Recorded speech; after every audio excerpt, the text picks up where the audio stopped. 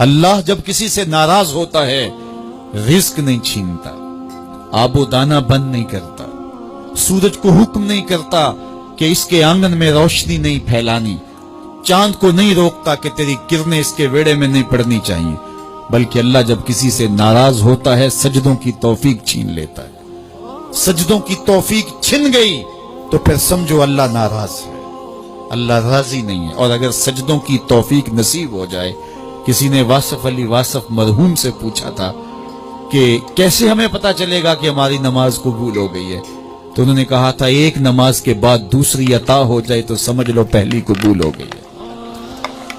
تو نمازوں کا نصیب ہونا یہ اللہ کی رضا اور اللہ کی خوشنودی کی دلیل ہے، اور سجدوں کی توفیق کا چھن جانا یہ اللہ کی ناراضگی کی دلیل ہے۔ میں اور آپ دیکھیں کہ ہم کہاں کھڑے۔ دیکھیے دولت تو کفار کو بھی ملتی ہے، اللہ دولت اسے بھی دیتا ہے جس سے راضی ہے، اسے بھی دیتا ہے جس سے نہیں راضی، لیکن سجدوں کی توفیق اسے ہی دیتا ہے جس پہ وہ راضی ہے۔ تو 5 گانا نماز شعار زندگی بنا لیجئے، نماز قضا نہ ہونے پائے۔ قیامت کے دن بے نمازی اس صف میں کھڑا ہوگا جس صف میں نمرود کھڑا ہوگا، جس صف میں حامان کھڑا ہوگا، قارون کھڑا ہوگا، شداد کھڑا ہوگا۔ مجھے بتائیے ہم میں سے کوئی یہ گوارا کرتا ہے ہم اس صف میں کھڑے کر دیے جائیں جہاں دشمنان خدا کھڑے ہوں؟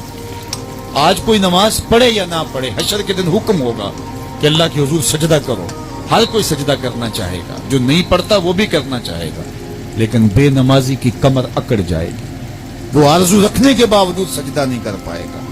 قرآن بتاتا ہے کچھ لوگ جہنم کو دھکیلے جا رہے ہوں گے، انہیں کچھ لوگ پوچھیں گے ما سلککم فی سقر، تم جہنم کو کیوں جا رہے ہو، کیا ہوا تمہیں؟ تو وہ جواب میں کیا کہیں گے؟ لم نک من المصلین، ہم نماز نہیں پڑھا کرتے تھے۔ سب سے پہلا حساب قیامت کے دن جو بندے سے لیا جائے گا وہ نماز کا لیا جائے گا۔ پہلا سوال بندے سے یا چڑیاں بھی رب کی تسبیح بولیں اور اشرف المخلوقات سویا رہے، جب صبح کا وقت ہوتا ہے حشرات الارض بھی بلوں سے نکل کے رب کی تقدیس کے ترانے پڑھ رہے ہوتے ہیں، درختوں کی شاخوں پہ چڑیاں پرندے وہ بھی اللہ کی تقدیس کے ترانے پڑھ رہے ہوتے ہیں، حشرات الارض بھی اس کی تقدیس کے گیت گا رہے ہوتے ہیں، اور اشرف المخلوقات خراٹے لے رہا ہو، اس سے بڑی بد نصیبی کیا ہو سکتی؟ آئیے 5 گانا نماز شعار زندگی بنا لے۔ اس مجلس میں اگر کوئی بے نمازی ہے تو آج عزم مصمم کر کے یہاں سے لوٹے کہ آج کے بعد نماز نہیں چھوڑوں گا، اور اگر آپ 5 گانا نماز کی عادت رکھتی ہیں تو آپ کو مبارک ہو، لیکن یہ عزم کر کے جائیے اپنے گھروں میں، اپنے اعزاء و اقرباء اور اپنے دوستوں میں اس زور سے تلقین اور تاکید کریں گے نماز کی کہ وہ پکے نمازی بن جائیں گے۔ بندہ بندگی سے سجتا ہے، زندگی آمد برائے بندگی، زندگی بے بندگی شرمندگی۔ اگر زندگی میں بندگی نہیں تو زندگی کے پلے ہے کیا؟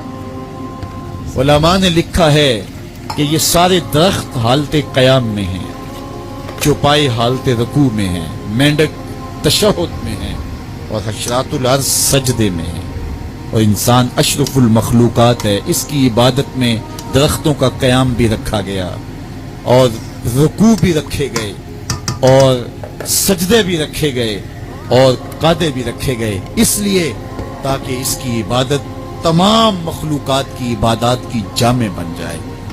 لیکن اس کے باوجود اللہ کے حضور سجدہ ریز ہونا پسند نہ کرے تو بتائیے کیسے رحمتیں اس کے اوپر اتریں گی؟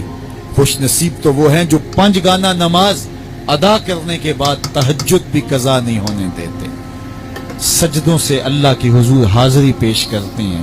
سب سے زیادہ بندہ اللہ کے اس وقت قریب ہوتا ہے جب سجدے میں سر رکھا ہوا ہوتا ہے۔ انسان کے اشرف اعضاء اس کے سر میں ہیں، بولنے کی قوت زبان سر میں، دیکھنے کی قوت آنکھیں سر میں، سونگنے کی قوت ناک سر میں، چکھنے کی قوت زبان سر میں، سننے کی قوت کان سر میں، سوچنے کی قوت دماغ سر میں، اور سر مالک کے در پہ۔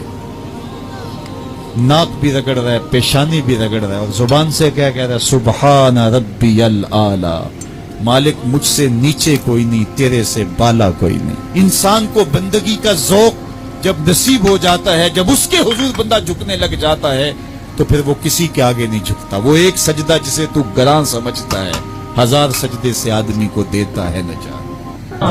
اس ویڈیو کو شیئر ضرور کریں ہو سکتا ہے آپ کے ایک شعر سے یہ بات کسی کے دل میں اتر جائے.